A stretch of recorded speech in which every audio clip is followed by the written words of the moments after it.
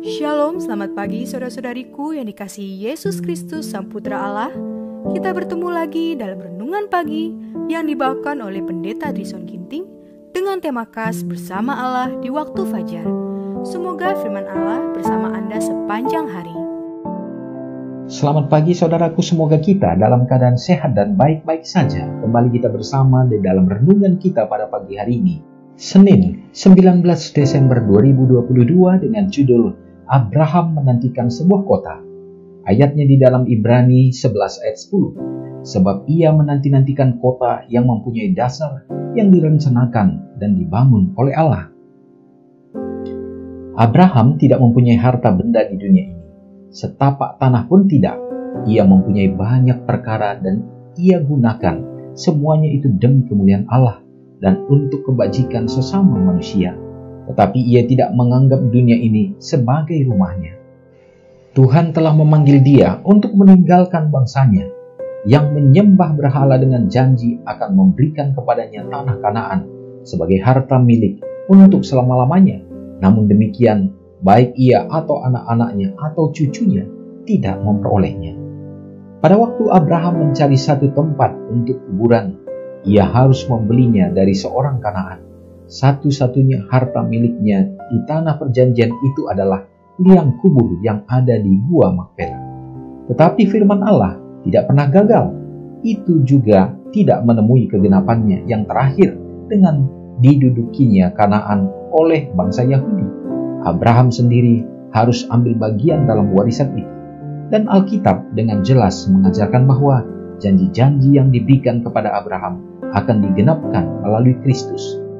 Allah telah memberikan kepada Abraham satu pandangan akan pusaka yang kekal itu, dan ia puas dengan pengharapan ini.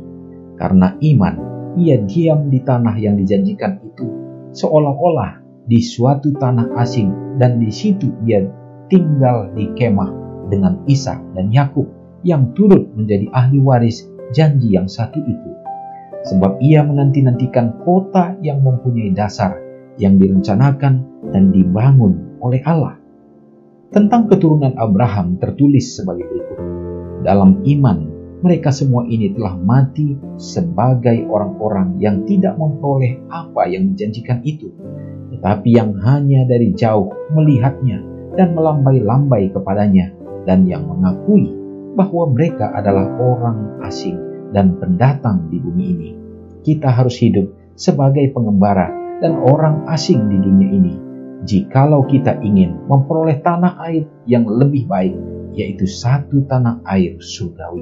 Saudaraku yang dikasihi Tuhan, poin-poin penting yang kita dapat peroleh lewat renungan kita pada pagi hari ini, bahwa bagaimana contoh Abraham yang menjadi satu teladan di dalam keimanan, yang mana dia sungguh-sungguh percaya keluar dari bangsanya dan berada di dalam janji Tuhan untuk dituntun menuju kepada Kanaan.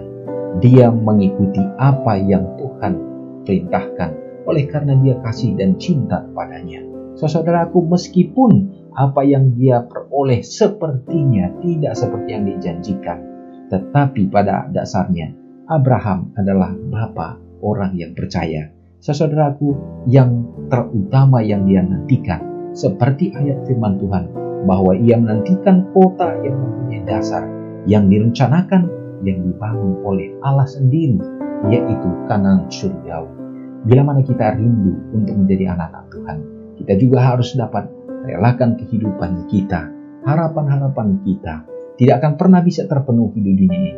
Tetapi pada saat kita melakukan semua berkat-berkat Tuhan untuk menjadi kemuliaan baginya, maka kita tidak akan pernah kehilangan janji berkat Tuhan, yaitu surga. Semoga ini meneguhkan kita. Mari kita sama-sama berdoa. Bapa yang bertahta di dalam kerajaan surga, terima kasih ya Tuhan, oleh karena kami dapat menikmati hari yang baru, karunia Tuhan untuk kami menghirup udara yang segar, dan juga menjadi kesempatan bagi kami untuk dapat memelihara iman, mendekatkan diri kepadamu ya Bapa. Terima kasih Tuhan. Kami percaya kami hidup di akhir zaman. Kami tahu bahwa hari tidak akan semakin baik sampai Yesus akan memulihkannya. Tetapi biarlah kami selalu akan memandang kepadamu, supaya pengharapan kami tidak goyah dengan berbagai tantangan yang diperhadapkan dunia setan kepada kami pada saat ini. Bagi umat-umat Tuhan yang akan melakukan kegiatan di sepanjang hari ini, biarlah Tuhan akan menyertai kesehatan dan keselamatan pada saat akan melangkah dari rumah, baik lewat perjalanan-perjalanan yang akan dilakukan, dalam semua pekerjaan yang dikerjakan. Semua melalui berkat-Mu dapat membawa keberuntungan, keberhasilan, bahkan berkelimpahan. Anak-anak yang dalam masa pertumbuhan, demikian juga dalam pendidikan dan meraih harapan masa depan, Tuhan akan berkati ya Bapa. Harapan tentunya supaya mereka juga melalui berkat itu tetap ada di dalam kebenaran Tuhan saja. Oh Bapa, mendoakan bagi bangsa dan negara kami, biarlah kebijaksanaan Tuhan akan berikan bagi pimpinan mulai dari yang tertinggi sampai yang terendah untuk dapat mensejahterakan kehidupan rakyat, terutama ya Bapa, juga harapan kami supaya tetap memiliki kebebasan untuk memuji memuliakan Tuhan, bahkan menyebarluaskan kabar keselamatan. Terima kasih ya Tuhan, semoga damai kasih Tuhan akan menjadi bagian kami melewati hari ini.